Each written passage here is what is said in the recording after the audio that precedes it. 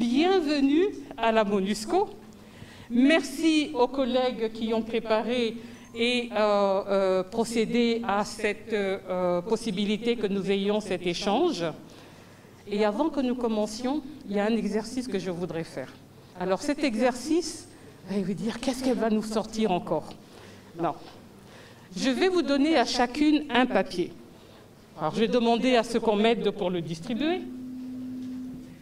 Et l'idée, c'est que vous mettiez, vous, sur le papier, ce qui est le plus marquant dans votre expérience de leader.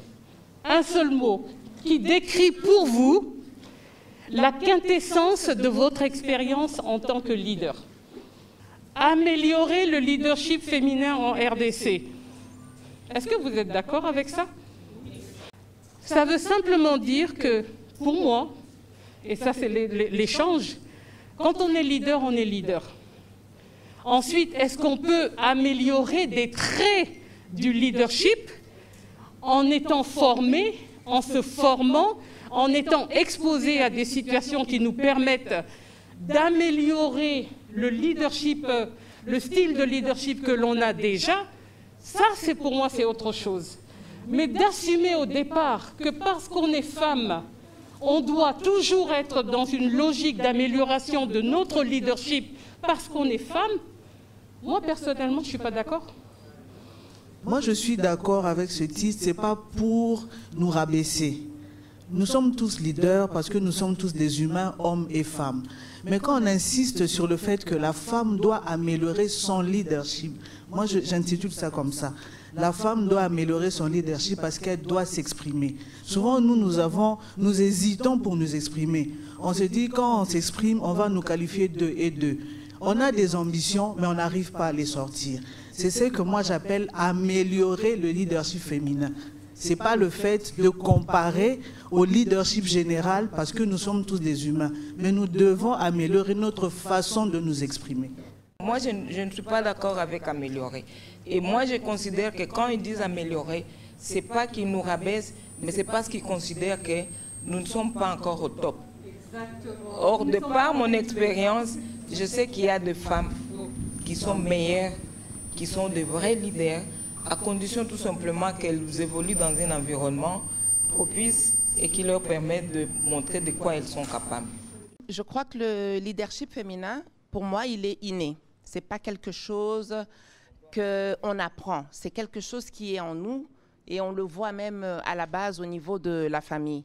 Et je crois que je vais abonder dans le sens de Madame Belinda. C'est plutôt la visibilité de notre leadership qu'il faudrait améliorer. En ce qui concerne les lois, par exemple, les lois en faveur des droits des femmes, que nous devons peut-être vulgariser, nous devons rendre beaucoup plus visibles les actions des femmes. Merci beaucoup pour ce premier échange. C'était fait pour nous chauffer. Je pense qu'il y a même des personnes qui veulent continuer à débattre sur cela, mais je propose que l'on avance. Et pour avancer, je vais maintenant restituer les mots que vous avez chacune utilisés pour démontrer ou en tout cas pour partager ce qui pour vous est ce leadership. Alors, l'un des premiers mots, c'est la bravoure. Je pense que ça parle au leadership. C'est aussi beaucoup de courage. Lorsque l'on s'engage dans le domaine politique, ce n'est pas quelque chose que l'on fait en se disant c'est un parcours de villégiature, pas du tout. Il faut beaucoup de courage et il faut beaucoup de bravoure. Donc ça, c'est un mot qui a été exprimé. La responsabilité. Oui, bien sûr, dans notre leadership, il faut la responsabilité. Mais comme l'une de nous l'a dit tout à l'heure, la femme en Afrique, et particulièrement ici au Congo, elle est responsable dès le bas âge. On la responsabilise dès le bas âge par rapport aux jeunes garçons. On voit que c'est la jeune fille qu'on a tendance à envoyer, c'est la jeune fille qu'on a tendance à demander de prendre soin des siens, de ses frères et sœurs. Donc, dès le bas âge, la jeune fille est déjà responsable. Tout ce qui lui reste à faire, c'est qu'en grandissant, c'est améliorer, travailler sur ses compétences, renforcer ses capacités, mais la responsabilité devient un état naturel pour la femme congolaise. Femme. Femme. On est femme. Enfin, on est être humain, garçon et fille. Et c'est la société qui nous catégorise en disant, toi tu es homme avec un tel comportement, toi tu es femme avec un tel comportement. Mais je pense que ça ne devrait pas constituer pour nous une faiblesse. Au contraire, on a des atouts extraordinaires naturellement, parce que c'est la femme qui porte l'enfant pendant 9 mois.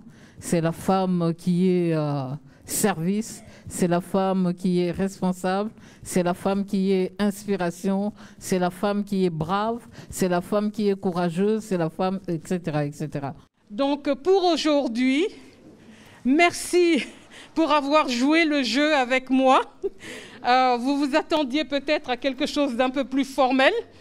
Je ne suis absolument pas formelle. Si je dois l'être, je vais l'être.